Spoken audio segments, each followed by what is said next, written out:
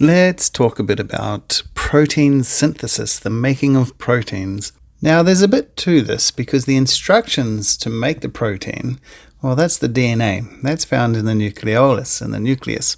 But the ribosomes are the protein factories, protein-making factories, and they are not in the nucleus. They're out in the cytosol, in the cytoplasm. And so the information has to get from the nucleus out to the ribosomes, but the DNA can't move out of the nucleus. So we've got to have a way to get that information out to the ribosomes to make the proteins. So let's just go ahead and have a look-see. We'll start with a broad overview of the three types of RNA. RNA is, of course, ribonucleic acid, as opposed to the deoxyribonucleic acid of DNA. There are four main differences between RNA and DNA. I have a video already on RNA, which goes into those differences. So, the first type of RNA we need to talk about is mRNA. That's messenger RNA. This is the messenger molecule that carries the information to make a protein from the nucleus out to the ribosomes, the protein-making factories. Now this process, this copying of the info and taking it out, we call transcription. Then we have a different type of RNA, tRNA or transfer RNA. This brings specific amino acids to the ribosome. It attaches to the mRNA in a complementary fashion, and this process we call translation. Translation of the code, turning the order of bases into particular amino acids. And thirdly, we have rRNA, ribosomal RNA. This RNA is within ribosomes along with numerous proteins, and it helps in the translation of triplet codons into amino acids. So that was a quick, broad overview, and now we'll have a look in a bit more detail. Okay, topoisomerase 2, aka gyrase, and helicase unwind and open up the DNA into single strands in the same way they do for DNA replication. So this exposes the bases of the template strand of DNA. Ligase will come along later on and join those two DNA strands back together. Now, in much the same way as DNA replication, RNA polymerase makes a chain complementary to one of the DNA strands. Just like in DNA replication, DNA polymerase 3 makes that complementary chain. The DNA strand acting as the template is called the non-coding strand or antisense strand.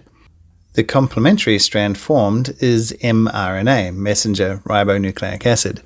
It uses the nitrogenous base uracil instead of thymine, but otherwise it has the same sequence as the coding or sense strand. Transcription is initiated by a section of the DNA referred to as a promoter. This is found near the 5' end of the DNA to be transcribed, though not necessarily right up against it. In eukaryotes, the specific sequence of promoter DNA is 5' TATAAA 3'. So 5' to 3' TAT AAA. Now, RNA polymerase starts transcribing a strand of mRNA when it encounters a specific sequence. The starting sequence of the mRNA is very nearly always AUG. Sometimes, just sometimes, it can actually be GUG, but most of the time, AUG. Transcription termination occurs when another specific sequence is encountered by the RNA polymerase. This stop sequence on the RNA is one of either UAG, UAA, or UGA. The RNA polymerase stops transcribing and the newly formed mRNA strand is released. The mRNA formed is known as the primary transcript, or pre-mRNA. This actually gets processed before leaving the nucleus. Introns, the regions that do not code for amino acids, are removed from the mRNA strand in a process called RNA splicing. This leaves the exons, which do code for amino acids. Side note, about 98% of the human genome is actually non-coding DNA. It used to be called junk DNA, but it's now thought to play a role in what genes are expressed. Anywho, a methylated guanosine cap is added to the 5' end of the pre-mRNA. Polyadenylation then occurs at the 3' end of the pre-mRNA with the addition of up to 250 adenosine monophosphate ribonucleotides. The result of the processing of pre-mRNA is called mature mRNA. This mature mRNA leaves the nucleus through the nuclear pores and heads over to the rough endoplasmic reticulum, which is where the ribosomes, the protein factories, do their thing. There are two ribosomal subunits, small, 40S, and large, 60S. The mRNA attaches to the small ribosomal subunit, then the large subunit comes to complete the protein factory. Now, a set of 3 bases on the mRNA is called a codon or triplet codon. Each amino acid is coded for by a triplet codon. If we had 1 base, well, that gives us 4 options, but we have 20 amino acids to code for, so that doesn't work. 2 bases gives 16 options, but still 20 amino acids, still not good enough. 3 bases, on the other hand, gives 64 options. This easily allows for all 20 amino acids to be coded for. Also, except for methionine and tryptophan, there is more than one code for each amino acid, because there are 64 combinations of bases in a triplet codon. Transfer RNA, tRNA, molecules bring amino acids down to the ribosome. A cloverleaf-shaped molecule, each tRNA is specific for one particular amino acid. At the other end of the tRNA, there is a set of bases that are complementary to the triplet codon of mRNA. This is referred to as the anticodon.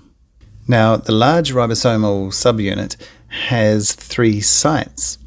The A site, the P site, and the E site. These are for the aminoacyl site, the peptidyl site, and the exit site. tRNA enters the aminoacyl site, the A site, of the large ribosomal subunit, with the anticodon of the tRNA matching up with a codon of the mRNA. The ribosome moves 3 bases along the mRNA, and the tRNA is moved to the peptidyl site, the P site, as another tRNA enters the A site. The 2 amino acids bond to form a dipeptide and water during a condensation reaction. The covalent bond between them is called a peptide bond. The ribosome moves along another 3 bases. The first tRNA releases its amino acid as it moves into the E site, the exit site. This tRNA is then free to go off and find another of the same amino acid to bring down. Meanwhile, a peptide bond forms between the amino acids of the second and third tRNA molecules. The process repeats again and again, with the ribosome moving its way along the mRNA and the growing peptide chain leaving the ribosome through an exit tunnel into the endoplasmic reticulum. At the end of the protein-making instructions is the stop codon, either UAG, UAA, or UGA. This codon does not code for an amino acid. Instead, a release factor, a protein, recognizes the stop codon and initiates separation of the polypeptide chain from the ribosome. The polypeptide folds itself up into a protein and voila, it's done. Now, the term polyribosomes refers to many ribosomes forming around a single strand of mRNA. This allows for an increased rate of protein synthesis. Well, that's the video done. If you liked it, brilliant. Hit the like button and leave me a comment too. Now you know what to do. Go hit that subscribe button. We'll see you next time.